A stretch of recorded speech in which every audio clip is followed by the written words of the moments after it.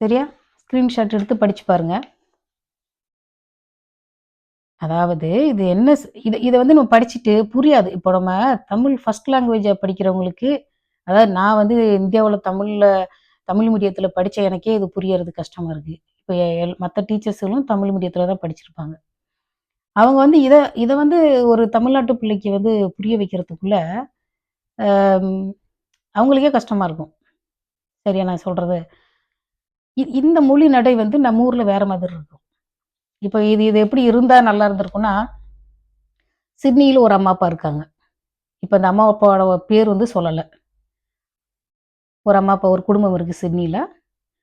அவங்களுக்கு 2 பிள்ளைங்க இருக்கு. அவங்க 2 பேரும் ரெட்ட குழந்தைங்க. அவங்க 2 பேரும் 6ஆம் கிளாஸ் படிக்கிறாங்க. 12 வயசு 2 பேரும் ஒரே வயசு தானே ரெட்ட பிள்ளைன்னா. அவங்களுடைய